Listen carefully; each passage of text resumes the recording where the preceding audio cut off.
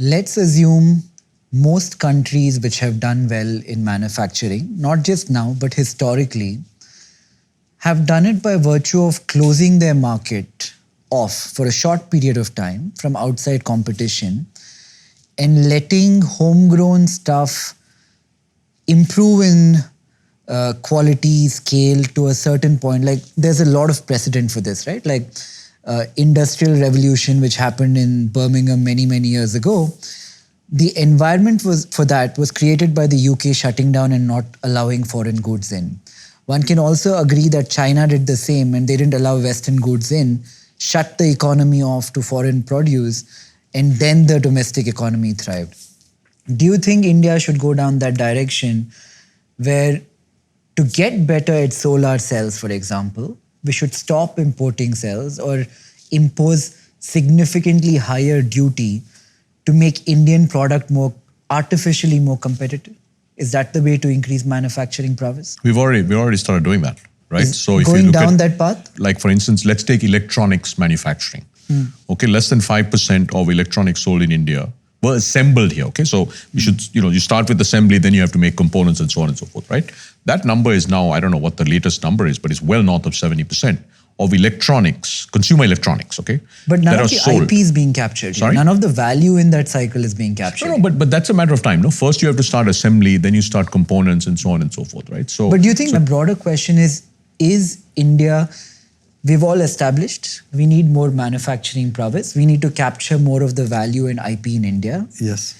Is India doing the right thing by imposing duties and PLI and all of that, which I think it is. I think it should be like that. In strategic sectors for limited periods of time, it is working. It's not, is it the right thing or not? It's beginning to work. Yeah. We should continue down this path and you will see, like it's very interesting. I was talking to the boat team, they make it's 4,000 plus crores now of revenues. So they used to design here and then get everything made in China. Now I think it's like 30, 40, I can't remember the latest number, but 30, 40% in 18 months. Yeah.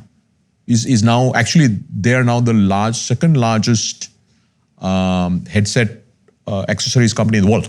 I think one of the really cool definitions for patriotism in my mind, like I don't think we have exercised this in the manner that many Western, like the US for example has. Yeah, they have a very like different passion US for made, product. They sell it so much.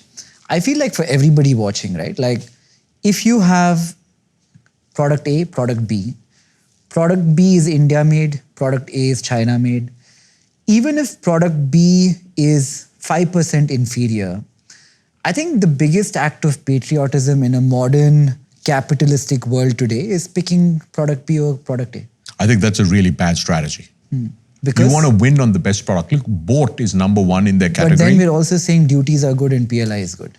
No. So basically, look, the duties are like if you don't... See, the duty is to get companies to manufacture here, right? The PLI, if you look at who can benefit from PLI, anybody who wants to come and manufacture here can benefit from PLI, right? Now, of course, some countries in the world are possibly not included in that list, but by and large, you can, right? So, but tell me, if America is doing it, why is it not a bad thing? No, but I think... buy American products. There's one but reason. Americans don't buy... Look at the toy industry, $100 billion worth of Chinese toys. American consumers buy every. But this notion is very, very well sold in America, like, bring jobs back, buy American products. No, but American consumers walking into Walmart, you think they're really looking for American, made in America tags? No. They're buying the most affordable products. Do you think Chinese are? I don't think so. I think consumers around the world want to buy the best products that are the best value I'll tell you for my money. example, like when there used to be Flipkart and Amazon, I'm not talking in the Walmart era Flipkart, I would subconsciously pick Flipkart over Amazon every time. I don't know if many other people did, but... No, they could, but I think what we have shown now, like if you look at a company like Boat, right? Boat went up against all the Chinese accessories companies and won in India, not because of patriotism, not because of price, because they had better product. And I think that's really important, right? But there is something to be said about Indians slightly favoring Indian-owned, Indian-funded, Indian-made products, because that tiny differentiation, I think, will take our manufacturing and our products a long way forward. What is happening, Nikhil, is Indian entrepreneurs have a much better pulse of what Indian consumers want. So I think what we are seeing, which is very, very interesting, is the Indian brands that are winning in India truly have better product. And I think that is what you want, right? Because first we'll build better products. So let's take a company I totally agree with you, but I think there is also something to be said about it is hard to build a better product and compete in an open marketplace. If, say, for example, I'm just using China, I have nothing against them. If they've been building solar cells for 30 years and are manufacturing 50 million quantity, practically, it is quite hard for a factory in India manufacturing their first 10,000. So you do need the PLI. Because of that, yeah, that's right. Because of that, I said that industrial revolution, that is super UK had to shut down. And all these countries do that all the time. Yeah. So I think we are now doing But when I'm if saying we don't Indian do that. consumer favors Indian product by virtue of patriotism, that might be my euphemism for something else. Why is that wrong? No, it can be wrong. I don't think that is. So the question is, if you take a look at Indian brands, right? Indian brands that are winning, and you ask the question, why are they winning?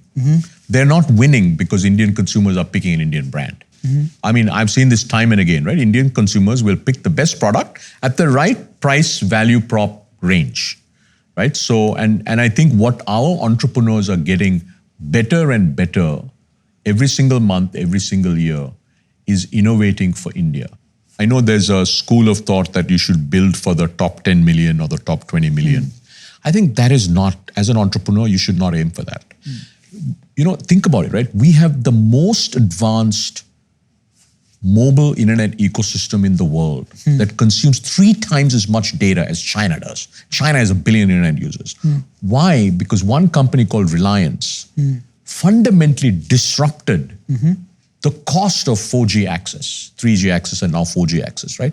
The game, I think, in India is to build for India, but you have to hit the right product price point. Yeah, exactly, right? I think as an ecosystem, we've been very focused on the top 10 million or the top 30 or 40 million. Yeah, sure. Yes, there is a business to be built. Another great statistic is about 560 million people in India have access to a TV set. Yeah, 400 million Indians now pay with UPI. And that TV set is soon becoming a medium like a mobile device because TVs are getting smarter. Like the next 25% of YouTube consumption in India is now on television. Yeah. Because it's two-way TV. And, 2 other examples, maybe slightly, I'm just switching back to B2B. Most Indian supply chains are starting to really work more efficiently. And we're able to compete because of 2 reasons. One, a lot of digital infrastructure got built within the country, right? Whether it is, and formalization of the economy through GST and, the ability to build more efficient warehousing. All of that would mean that if you are supplying product now from India, right? Because everybody in the digital chain is mobile, right? Your level of efficiency in your supply chain in India is on par or better than any other country globally. So I think that's a unique opportunity which we have been waiting for the longest time, right? See, if you look at manufacturing as a sector, 35 to 40 years, nothing really has happened in this country. But now with the digitization of the supply chain, the ability to for global demand to digitally access Indian product and Indian pricing on Indian product, and the sensibilities in the Indian entrepreneur to build for quality. It's no longer about what the Indian consumer wants. I'm saying the game has changed and has to change to the next level in India. We are not going to become a $10 trillion economy by supplying better products to Indians. That has its place, right? We will have to, and this is where I agree with Rajan in terms of the quality benchmarking, that we need to be able to build best product globally. And to be able to build best product globally, I think partnerships are also very important. I think we cannot get also closed. If you're not getting that technology from China, we need to figure another place to get the technology from, right? So we have to build world-class product from India. That whole China plus one diversification, take advantage of that in the next 2 to 3 years. And a lot of entrepreneurship, I think, has to be built there. I agree. I think in competition, one unique thing that is happening in India right now, I think the fact that we have stable governance and stable policy making for as long as we have had it, I feel like that in itself has made India so unique to take advantage of the China plus one opportunity. Because you look at everything around us. No, but Nikhil, let's add these two. The digitized supply chain and the compute power, real-time compute power across the supply chain with every individual. Yeah. Right? And corporate taxes, which are globally benchmarkable.